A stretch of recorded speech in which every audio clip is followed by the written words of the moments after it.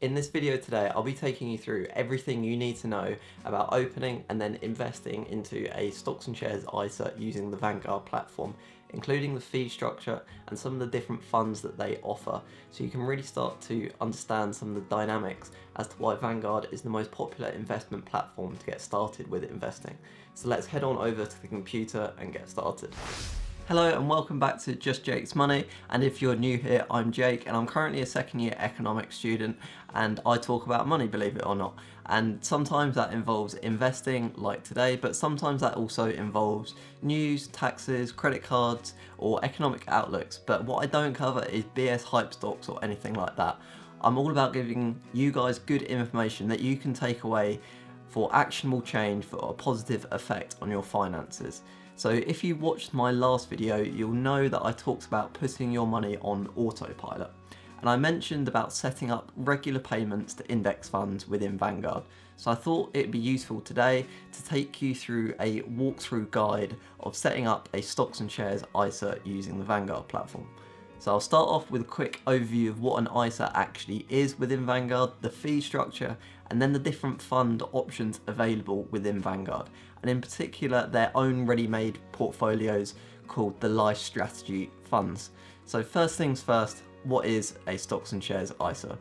So an individual savings account, or a ISA in the UK, means where you can put away a maximum of £20,000 a year into an ISA each tax year, but any future gains we make on those investments or any dividend income is completely tax-free.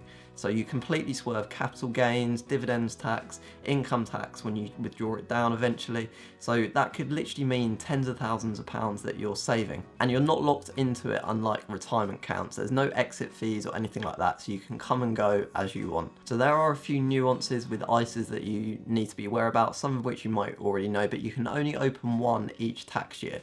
You can have multiple accounts across different providers, but you can only open one and pay into one each tax year.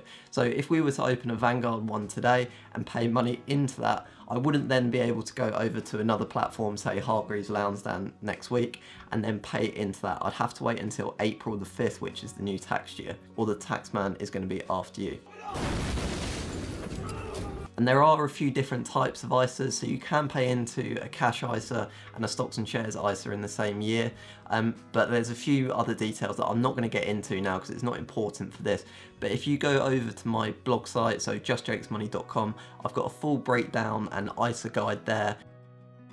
So you'll see this 0.15% account fee, but this isn't the only thing that you'll be paying. There's also fund fees. So you have an account fee plus a fund fee, and the fund fees vary depending on what fund you invest in. So let's say you had £10,000 in one of the Lifestrategy funds, which I'll talk about shortly. The fund fee for that is 0.22%. So the total percentage fee you're going to be charged for the year is that 0.15% account fee for the ISA, and then the 0.22% fund fee. So that's a total of 0.37%. So if you didn't withdraw or add anything to your account, the total cost for that year would be £37. That's assuming that there's no growth, it's just static and stagnant £10,000. So that £37 is not a lot really, is it, for a £10,000 investment? And that's why Vanguard are so popular, because their fees are very minimal. And they take these fees every 3 months, so that's once every quarter. So they take a quarter of that £37, which is £9.25, every 3 months. And when you go to set up your ISA, it's quite easy. Just follow your nose and you'll need to fill in all your details. You'll need to have your national insurance number there. You'll probably need a passport or driving license to confirm your identity so the taxman's not after you. So once you've signed up to your ISA, this is what your dashboard will look like. So it's just an account overview, and again, it's quite self-explanatory. You'll be prompted to either invest or add cash. So I wouldn't invest straight away because we want to have a look at what and understand what we're actually investing into. But feel free to add cash that you can use later. So we'll want to come back up here to get an overview of all the types of funds and ETFs that Vanguard offer. And just very quickly, when you see an ETF, that just stands for an exchange traded fund, and it does have some differences compared to mutual funds like the Lifestrategy funds. I won't go into the technicalities now because it's not really essential. So that fund fee that I talked about earlier can be lower with ETFs, but it's not always the case. but they are far more liquid because they act almost exactly like a stock. When the market is open, you're able to sell and buy those almost instantly, whereas the Lifestrategy funds don't have that same sort of liquidity. They'll take a couple of days for a buy or sell order to go through. I know that's not a big deal. Let's head into the Lifestrategy funds because that's something that I personally use. Now these funds are literally just ready-made, off-the-shelf portfolios, ready to go. So if you were to go into 100% equity, that would mean it's a globally diversified portfolio of stocks, and you can see the breakdown here. So for example, 13% of the money you put into that Lifestrategy 100 fund would be put into the S&P 500. And the company that has the biggest weighting within that S&P 500 is Apple, which makes up 6.5%.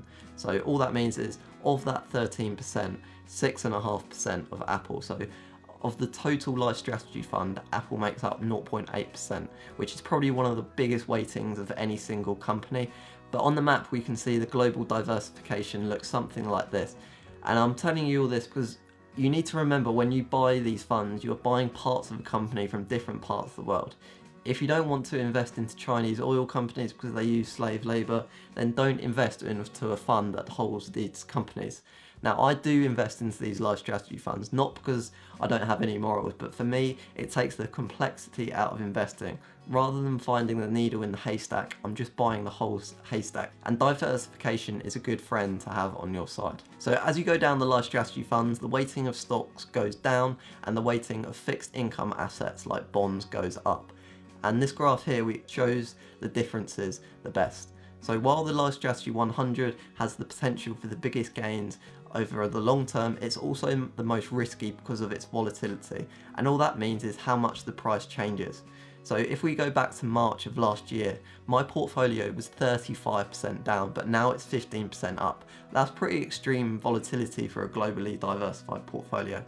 But that's because it's heavily invested into the Lifestrategy 100 fund. So if I wasn't comfortable with that, I would reduce my equity exposure, but because my time horizon is so long, 30 plus years, even a 50-60% downturn is fine by me. But that wouldn't be fine if I was closer to wanting to use this money. So in 25-30 years time, I'm going to reduce my exposure to equity into less volatile fixed income assets. And then when a fund says accumulation, all that means is that any dividend income you would be entitled to with the companies you're holding in that fund just gets reinvested back into your holdings of the fund. So it makes your money grow faster because you're getting that constant stream back into the fund. So with the Lifestrategy funds, you have this option, but you can also go for the income share class, so you do get a dividend if you want that. So just be wary of which one you're actually buying. But for me personally, I prefer to have my dividends being reinvested so I can then compound those further. So that was a brief overview of the Lifestrategy funds, which can be a great help for the novice investor or simply investors that want to take the complexity out of investing. But like I've said before, don't just do something because someone on YouTube said so. See what sort of fund is right for you and figure out what your risk appetite is. Are you comfortable with losing 30% of your portfolio value? If not, then maybe 100% equity isn't for you. Now, risk isn't meant to be a scary word. Any investment is risky. It's just about figuring out what you're comfortable with. So Vanguard don't have an app, but that's probably a good thing, as it's not healthy to be constantly checking your long-term investments daily. We're going to see fluctuations up and down. And just another couple of useful things to mention with the fees I talked about earlier. By clicking on the settings tab here along this side menu, you can either have the fees to take it out of your investments or to take it out of your bank, which is the option I've gone for because I want as much money as possible kept into my account so it can compound as much as possible. And then in the payments tab here on the side menu, you can set up those regular investments so that it automatically takes money from your bank into whatever investment you set it up. So that's a great time saver there and a free way to passively invest over time. Then the investments panel, that's where you can dive into your investments in much more detail, where the exposure is, how is your account performing month by month or any set time period you have. So that was just a very quick overview and walkthrough of what the Vanguard site has to offer. But obviously there's a lot more you can explore within here. If you enjoyed that, please kindly press that like button and I will see you in next week's video. Thank you for watching.